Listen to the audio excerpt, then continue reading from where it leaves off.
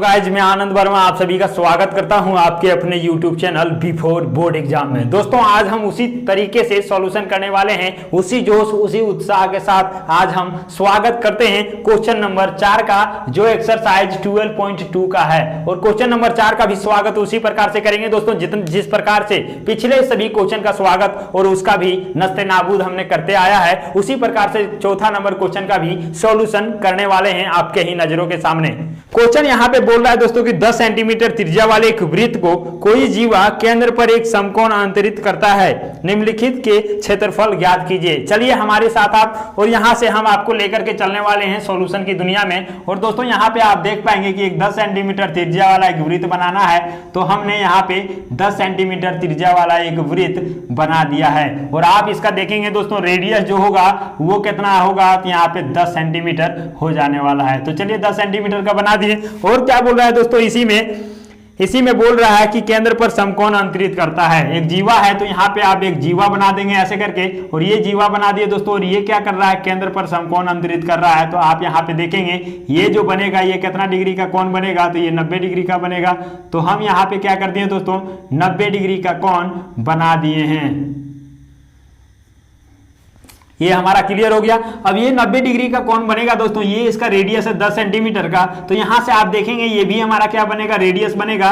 तो इसका भी मान क्या होगा हमारा, 10 सेंटीमीटर होगा कि नहीं, हो जाएगा। अब यहां से जो क्वेश्चन पूछा है दोस्तों, उसको हम देख लेते हैं। पहला जो क्वेश्चन इसमें पूछा गया है वो बोला है कि संगत लघु वृत्त खंड का क्षेत्रफल निकालना है, और दूसरा जो बोला है संगत दीर्घ त्रिज्या खंड का क्षेत्रफल निकालना है। आप इसका देखेंगे दोस्तों, पहला जो क्वेश्चन बोला है यहाँ पे हम लिख लेते हैं। पहला जो बोला है वो क्या बोला है, संगत लघु वृत्तखंड का क्षेत्रफल, वृत्तखंड का क्षेत्रफल। और दूसरा जो बोला है दोस्तों, दीर्घ त्रिज्या खंड का क्षेत्रफल, त्रिज्या खंड का क्षेत्रफल। तो चलिए यहां से आप समझने का प्रयास करेंगे सबसे पहले कि ये आखिर होता क्या है, संगत लघु वृत्तखंड जो बोला है वो, और यहाँ पे बोला है दीर्घ त्रिज्या खंड का क्षेत्रफल। दोनों को आप पहले समझ लेंगे तो आसानी होगा आपको टोटल सॉल्यूशन समझने में। आप यहाँ पे देखेंगे दोस्तों, जब भी हम आपको बताए थे इंट्रोडक्शन का वीडियो, उसी समय बताए थे कि लघु वृत्तखंड क्या होता है। बताए थे कि एक हमारा वृत्त होता है और उसमें कोई जीवा यहाँ पे गुजर रहा है दोस्तों, और ये जीवा जब गुजरता है तो वृत्त को 2 भागों में बांट देता है। ये हम आपको पहले भी बताए थे।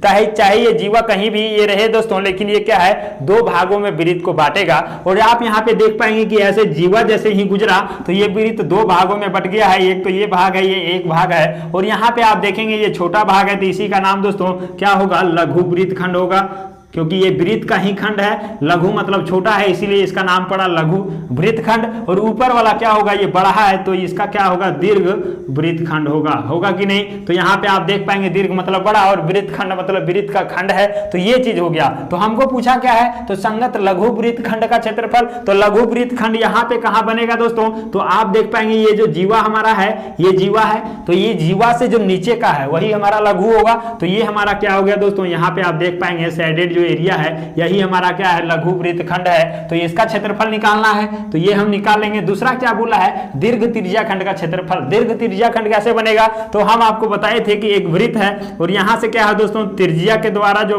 भाग बनता है उसी को हम कहते हैं त्रिज्या खंड। तो आप देखेंगे ये जब 2 त्रिज्या डाल दिए, इससे मान लीजिए यहां से ऐसे कट किए और यहां से ऐसे कट किए दोनों साइड, तो ये भी हमारा क्या है, वृत्त 2 भागों में कट गया है, लेकिन ये त्रिज्या के द्वारा कटा है दोस्तों। तो ये जो भाग होगा वो हमारा कहलाएगा त्रिज्या खंड।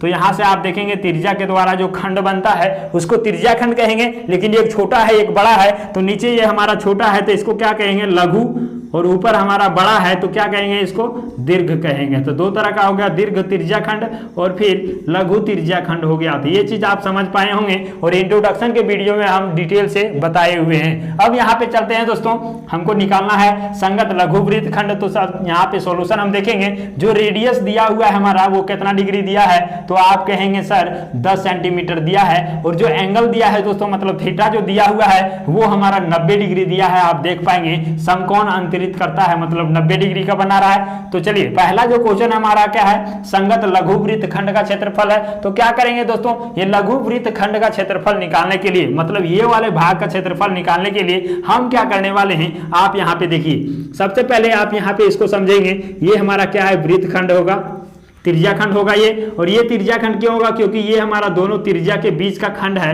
तो ये हम त्रिज्या खंड बना दिए सर, बना दिए ना। अब क्या करते हैं दोस्तों, यहाँ पे आप देखेंगे कि ये पार्ट का हमको बनाना है, निकालना है ना। तो क्या करते हैं, ये पूरा त्रिज्या खंड होगा यहाँ से यहाँ तक लेकर के, लेकिन उसमें से क्या करते हैं, इस वाले त्रिभुज का हम क्षेत्रफल यदि घटा देते हैं टोटल में से, त्रिभुज को काट करके अलग कर देंगे तो इतना ही बचेगा। तो यहाँ पे वही करने वाले हैं। क्या करेंगे देखिए, तो लिखेंगे लघु वृत्तखंड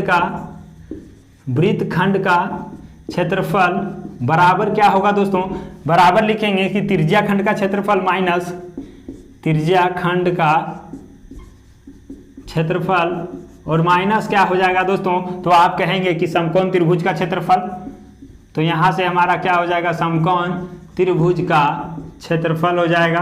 तो जैसे हम इसको हम क्या करते हैं, पूरे त्रिज्या खंड में इस त्रिभुज को घटा देंगे तो हमारे पास बचेगा सिर्फ नीचे वाला भाग, जिसको हम कहते हैं संगत वृत्तखंड या फिर लघु वृत्तखंड कहेंगे। तो त्रिज्या खंड का क्षेत्रफल क्या होता है, तो ये होता है सर थीटा बटा 360, और ये हमारा पाई आर स्क्वायर होता है। ये तो बात क्लियर है। और यहीं पे दोस्तों आपको एक चीज और हम बताए थे कि समकोण त्रिभुज का क्षेत्रफल जो यहाँ से निकलता है वो सबसे आसान होता है कि 1/2 गुना आधार गुना ऊंचाई होता है ना। तो आप देखेंगे यदि इसको हम समकोण यहाँ पे अंतरित करना चाहेंगे, बनाना चाहेंगे, तो ये हमारा रेडियस है, ये भी हमारा रेडियस है। यहाँ पे 90 डिग्री बन रहा है तो 1/2 गुना आधार गुना ऊंचाई होता है। ये आप जानते हैं आधार गुना ऊंचाई। और आप देखिए आधार भी आर है और ऊंचाई भी आर है, तो यहाँ पे क्या हो जाएगा, आर स्क्वायर हो जाएगा। तो 1/2 आर स्क्वायर। और इसके साथ दोस्तों आता है साइन थीटा। साइन थीटा आता है, एंगल यहाँ पे है ये, और ये त्रिज्या खंड है इसीलिए हमारा क्या होगा, साइन थीटा। तो थोड़ा सा आप याद रखेंगे 1/2 आर स्क्वायर साइन थीटा जो होता है वो समकोण जब त्रिज्या खंड पर बनता है उसका क्षेत्रफल होता है। चलिए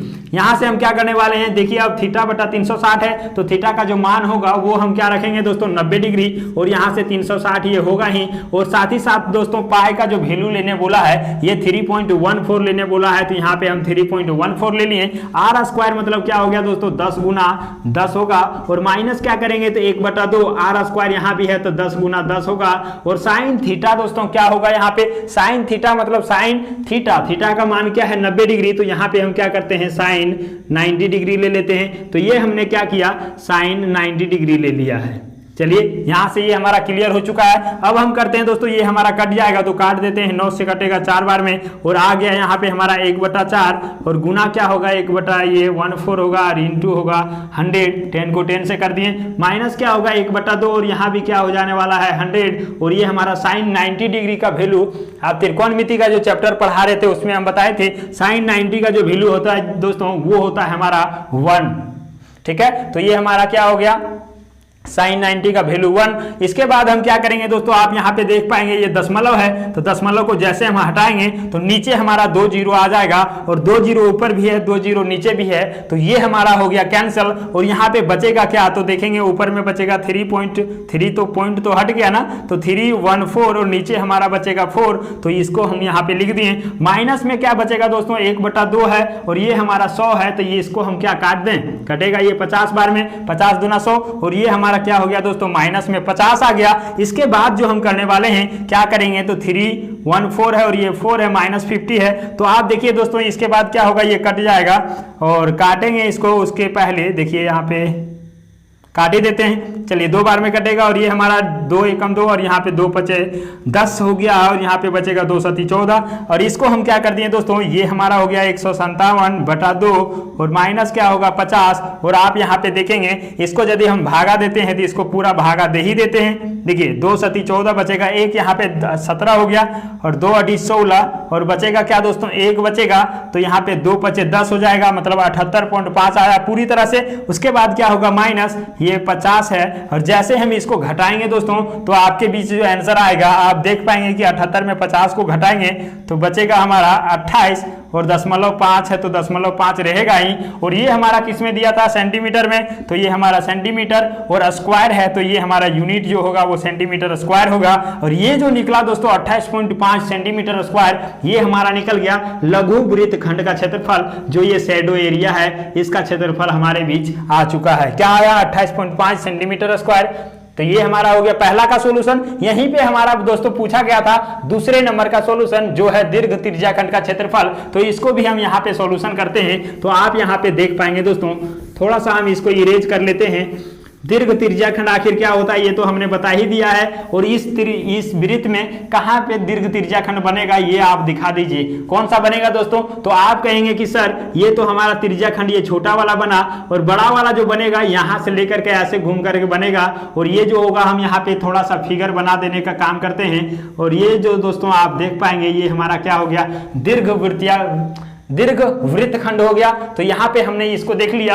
अब कहेंगे सर ये दीर्घ वृत्तखंड है तो इसका जो एंगल होगा वो कहाँ पे बनेगा और कितना का बनेगा। तो यहाँ पे आप ध्यान देंगे टोटल जो एंगल होता है यहाँ पे कितना डिग्री का होता है, 360 का।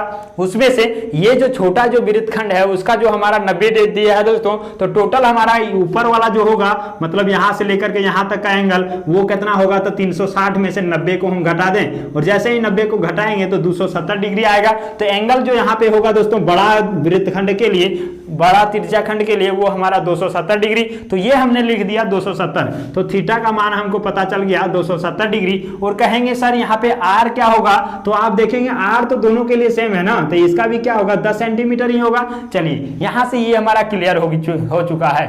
क्या करेंगे दोस्तों, दीर्घ त्रिज्याखंड है उसका क्षेत्रफल भी वही होगा जो त्रिज्याखंड का क्षेत्रफल होता है। तो चलिए यहाँ पे हम लिखेंगे क्या, दीर्घ त्रिज्याखंड का क्षेत्रफल बराबर क्या होगा दोस्तों, वही चीज थीटा बटा 360 पाई आर स्क्वायर होता है तो पाई आर स्क्वायर होगा। तो यहाँ पे हम मान रख देते हैं। मान क्या रखेंगे, थीटा का मान है 270 डिग्री और नीचे क्या होगा 360 डिग्री। और यहाँ पे आप देखेंगे पाई का मान क्या होगा दोस्तों 3.14 और इंटू आर का जो वैल्यू होगा 10 गुना 10 और वही चीज होने वाला है। तो चलिए ये हमारा निकल गया। अब हम क्या करते हैं, तो यहाँ पे ये कट जाने वाला है 9 3 जा और 9 4 जा, 3/4 आ गया। और इसको यदि हम यहाँ पे हटाते हैं दोस्तों तो आप यहाँ पे देख पाएंगे 100 आ गया। और इसको यदि हम काटेंगे तो कैसे कटेगा, ये हमारा 0 से 0 चला गया और यहाँ से ये भी 0 से हमारा 0 चला गया। तो कहेंगे सर बहुत ये कट चुका है, थोड़ा सा बचा है, इसको हम 2 से हटा देते हैं। कैसे होगा, 2 2 जा और यहाँ से देखेंगे 2 एकम 2 और 2 5 10 और यहाँ पे बचेगा 2 7, ठीक है। और इसको हम 3 से गुना करेंगे, नीचे हमारा 2 बचा हुआ है तो आप यहाँ पे देख पाएंगे 157 इंटू 3 और नीचे जो हमारा बचेगा दोस्तों ये 2 और इसको हम गुना करते हैं तो देखिए 7 तिया कितना होगा, तो 21 और यहाँ से 5 तिया 15 और 2 17 और यहाँ से 3 एकम 3 हो जाएगा और 1 4 471/2 और इसको हम जैसे भागा देंगे दोस्तों हमारे बीच क्या आ जाने वाला है, देखिए 2 दूना 4 और यहाँ पे 2 तिया 6 बचेगा क्या, तो 1 और 2 5 10 बचेगा फिर 1 तो यहाँ से क्या हो जाएगा 5 हो जाएगा, ठीक है 235.5 और ये हमारा सेंटीमीटर स्क्वायर जो निकला ये किसका निकला है दोस्तों। तो आप कहेंगे सर ये हमारा दीर्घ त्रिज्याखंड का क्षेत्रफल निकल गया है। तो इस प्रकार से आप देखें कि ये हमारा क्या था, दूसरा का सॉल्यूशन और ये हमारा क्या था, तो पहला का सॉल्यूशन था। और इस प्रकार से हमने पहला क्वेश्चन और दूसरा क्वेश्चन जो क्वेश्चन नंबर 4 का था उसका भी सॉल्यूशन कर दिए हैं। तो दोस्तों ये वीडियो आपको कैसा लगा जरूर कमेंट में बताइएगा।